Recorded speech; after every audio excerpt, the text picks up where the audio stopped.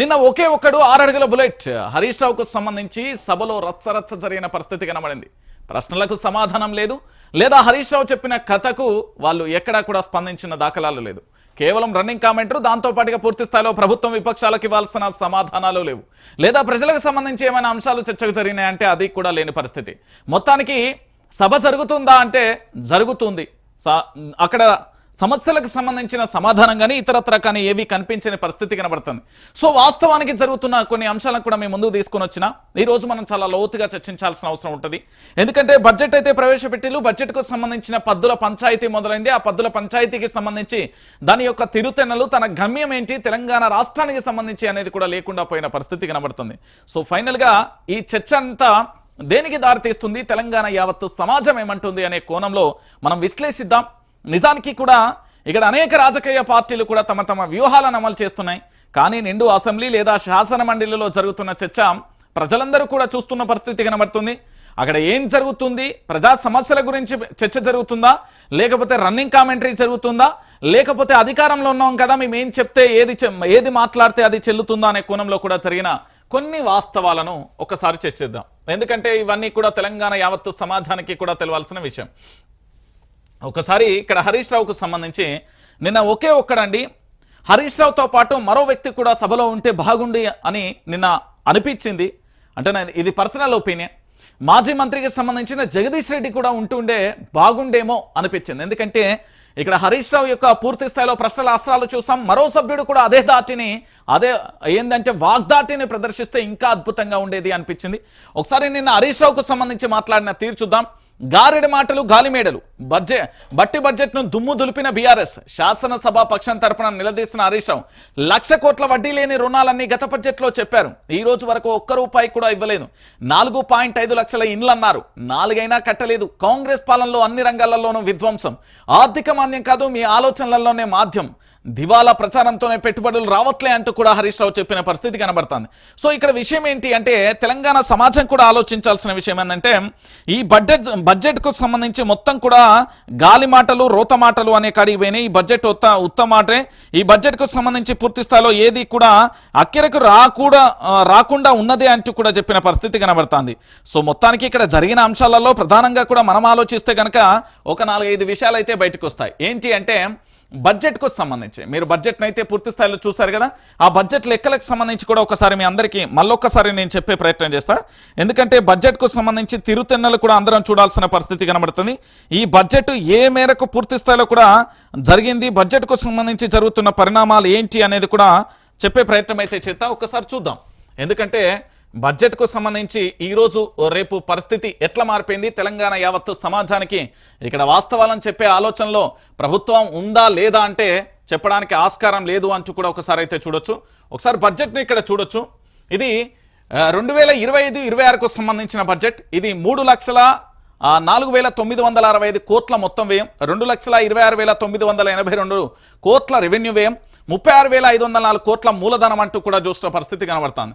So మొత్తానికి కేటాయింపులకు సంబంధించి వివిధ రకాలుగా కేటాయించారు. ఇక్కడ 40,232 కోట్లు షెడ్యూల్ కులాల సంక్షేమానికి, 31,605 కోట్లు పంచాయతీరాజ్ గ్రామీణానికి, 24,431 కోట్లు వ్యవసాయానికి, 23,373 కోట్లు నీటిపారుదల, 23,108 కోట్లు విద్యారంగం, 21,221 కోట్లు ఇంధనం, ఇలా అన్ని రంగాలకు సంబంధించి కూడా సంబంధించిన బడ్జెట్ని అయితే మనం చూస్తాం. అయితే ఈ బడ్జెట్ అంతా కూడా పూర్తి స్థాయిలో కూడా అంకెల గారడిగా మారిపోయింది, గాలిమేడలు అయిపోయినాయి అంటూ కూడా హరీష్ రావు నిలదీసిండు. ఎందుకంటే వాస్తవ రూపానికి విరుద్ధంగా కూడా బడ్జెట్ ఉంది, పూర్తి స్థాయిలో కూడా అంటూ కూడా విమర్శించారు. ఇక్కడ ఒకసారి మనం ఆలోచిద్దాం. ఏంది అంటే కాంగ్రెస్ ప్రభుత్వం తాజా బడ్జెట్ గారడి మాటలు, గాలిమేడలు అన్నట్లుగా సాగిందని బీఆర్ఎస్ విరుచుకుపడింది. అంకెలు చూస్తే ఆర్భాటాల, పనులు చూస్తే డొల్లతనంగా కనిపిస్తుందని ధ్వజమెత్తింది. తుది దశలో ఉన్న 6 సాగునీటి ప్రాజెక్టులను పూర్తిగా చేసి 6.5 లక్షల ఎకరాలకు నీళ్లు అందిస్తామని గత బడ్జెట్లో చెప్పిన ప్రభుత్వం ఏ 6 ప్రాజెక్టులు పూర్తి చేసిందో, ఎన్ని ఎకరాలకు కొత్త నీళ్ళు ఇచ్చిందో చెప్పాలని కూడా డిమాండ్ చేసింది. వాస్తవానికి విరుద్ధంగా బడ్జెట్ రూపొందించడంపై బీఆర్ఎస్ దుమ్ము దులిపింది. దానికి సంబంధించిన అంశాన్ని చూస్తాం. అయితే ఇక్కడ ఇంకొక అంశం కూడా మనం చూడాలి. బడ్జెట్కు సంబంధించి నిన్న అందరూ కూడా అంటే ప్రతి ఒక్కరి స్టేటస్ ఆల్మోస్ట్గా పూర్తి స్థాయిలో కూడా ఇక్కడ జరిగిన అంశం ఒకటే మీ అందరికీ తెలిసిన విషయమే. ఏంటి అంటే తెలంగాణ యావత్తు వ్యాప్తంగా కూడా ఒకటే అంశం చర్చనీయాంశం జరిగింది. ఏంది అంటే మాజీ మంత్రి హరీష్ రావు అంటే బీఆర్ఎస్ పార్టీకి సంబంధించిన శాసనసభ పక్ష నేతగా హరీష్ రావు పూర్తి స్థాయిలో కూడా దుమ్ము దులిపిన పరిస్థితి కనబడ్డది. అంటే ఇక్కడ ఎందుకు హరీష్ రావుకు సంబంధించిన కొన్ని వీడియోలు పూర్తి స్థాయిలో కూడా ట్రోల్ అయిపోయిన పరిస్థితి కనబడుతుంది. ప్రజల పక్షాన వాదించడమే కాకుండా బడ్జెట్ విషయంలో వాస్తవ కోణాలు కూడా బయటకు వచ్చిన పరిస్థితి కనబడుతుంది. సో మొత్తానికి ఇక్కడ జరిగిన ఎపిసోడ్ అయితే మీ అందరికీ చాలా క్లియర్గా కనబడింది. ఇక్కడ బడ్జెట్కు సంబంధించి కూడా అన్ని గాలి మాటలే అని కనబడ్డాయి. అయితే ఇక్కడ మీకు కొన్ని అంశాలను కూడా నేను చూపించే ప్రయత్నం చేస్తా. మీరందరూ కూడా ఒక్కసారి ఆలోచించండి. తెలంగాణ ప్రాంత బిడ్డలారా, ఇక్కడ ఏదైతే ప్రాజెక్టులు ఉన్నాయో ప్రాజెక్టులకు సంబంధించి పూర్తి స్థాయిలో క్లియర్గా కూడా ప్రాజెక్టుల విషయంలో కూడా నిర్లక్ష్యం వహించింది. విద్యా వ్యవస్థలో కూడా నిర్లక్ష్యం వహించింది. ఆఖరికి వైద్య వ్యవస్థలో కూడా నిర్లక్ష్యం వహించింది. దాంతోపాటు వీళ్ళు ఇచ్చిన 6 గ్యారంటీలు ఎక్కడా కూడా కనిపించలేదు. 13 అంశాలు కనిపించలేదు. 420 హామీలకు సంబంధించిన బడ్జెట్ కనిపించలేదు. గతంలో పెండింగ్లో ఉన్న కొన్ని బడ్జెట్లు పూర్తి స్థాయిలో కొన్ని పెండింగ్లో ఉన్న ప్రాజెక్టులు కూడా ఏవి కూడా కనిపించని పరిస్థితి కనబడింది. మరి ఇవన్నీ దేనికి సంకేతం, ఎక్కడికి దారి తీస్తుంది అనేది కూడా మనం ఆలోచించాల్సిన పరిస్థితి. ఇప్పుడు బడ్జెట్ అంటే తెలంగాణలో ప్రతి ఒక్క సామాన్యమైన ఇక్కడ ఉన్న ప్రతి పౌరుడికి కూడా న్యాయం జరిగే విధంగా బడ్జెట్ ఉండాలి.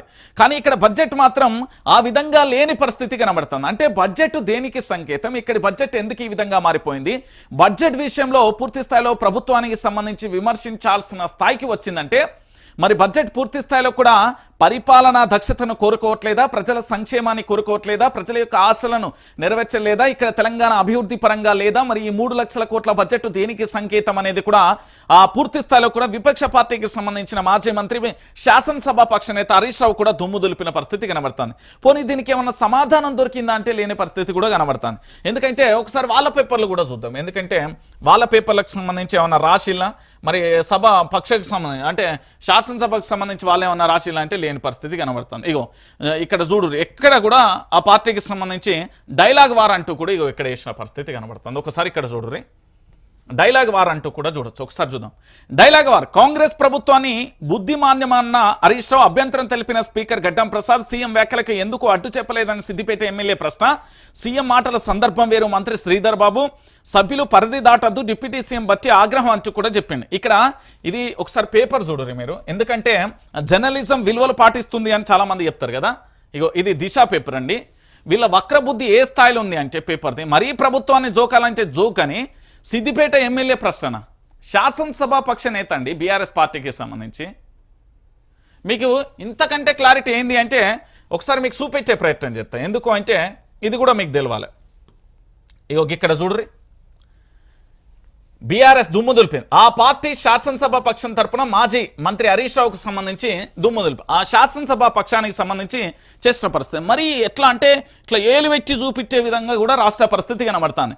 అంటే పూర్తి స్థాయిలో ఇక్కడ ఏం జరిగింది అంటే వ్యాఖ్యలకు సంబంధించి దుమారం లేపితే మరి ముఖ్యమంత్రి మాట్లాడిన దానికి ముఖ్యమంత్రి ఏం మాట్లాడిండు ఒకసారి ఇక్కడ చూడుర్రి. అసెంబ్లీ బడ్జెట్లో సమావేశంలో భాగంగా శుక్రవారం ఉదయంలో సభలో అధికార పార్టీ వర్సెస్ ప్రతిపక్ష పార్టీ మధ్య డైలాగ్ వార్ నడిచింది. మొదట సభలో చర్చను బీఆర్ఎస్ ఎమ్మెల్యే హరీష్ రావు ప్రారంభించారు. ఈ ప్రభుత్వానికి బుద్ధిమాన్యమని విమర్శించారు. దీంతో స్పీకర్ గడ్డం ప్రసాద్ అభ్యంతరం వ్యక్తం చేశారు. అయితే బట్టలు ఊడదీసి కొడతా, బట్టలు ఊడదీసి ఊరేగిస్తా అని ఇదే సభలో రేవంత్ రెడ్డి మాట్లాడితే ఎందుకు అడ్డు చెప్పలేదని హరీష్ రావు స్పీకర్ను ప్రశ్నించారు. వెంటనే కలగజేసుకున్న డిప్యూటీ సీఎం బట్టి విక్రమార్క సభానాయకుడికి అజ్ఞానం బుద్ధిమాన్యం ఉందని మాట్లాడడం కరెక్టేనా అని అన్నారు. ఈ వ్యాఖ్యలు ఉపసంహరించుకోకుండా సభాపతితో హరీష్ రావు వాగ్వాదం చేయడం సరికాదన్నారు. స్పీకర్ అభ్యంతరం తెలిపినప్పుడు ఏకీభవించాలని హితవు పలికారు. జగదీష్ రెడ్డి తరహాలో హరీష్ రావు ప్రవర్తిస్తున్నారని పేర్కొన్నారు. మాకు బుద్ధి ఏదో మీకు బుద్ధి ఇగో మా బుద్ధి ఏందో మీ బుద్ధి ఏందో లెక్కలన్నీ వివరిస్తా అని బచ్చికి కౌంటర్ ఇచ్చిన పరిస్థితి కనబడుతుంది. అంటే డైలాగ్ వార్ కొనసాగింది అని చెప్పడానికి ఒక నిదర్శనం అనే మాట ఇక్కడ చాలా క్లారిటీగా కూడా అర్థమైపోతుంది. ఏంటి అంటే తెలంగాణ రాష్ట్ర వ్యాప్తంగా కూడా పూర్తి స్థాయిలో కూడా జరుగుతున్న ప్రచారం ఏంటి అంటే ఇక్కడ పూర్తిగా కూడా ఒకటే అంశం, గాలి మేడలు కడుతున్న పరిస్థితి కనబడుతుంది కానీ తెలంగాణ ప్రాంతానికి సంబంధించి ప్రయోజకరంగా లేదు అనేది ప్రధానంగా కూడా చర్చనీయాంశంగా మారుతున్న పరిస్థితి కనబడుతుంది. సో మొత్తానికి నిన్న జరిగిన ఎపిసోడ్లలో ఒకటే అంశం కనబడింది.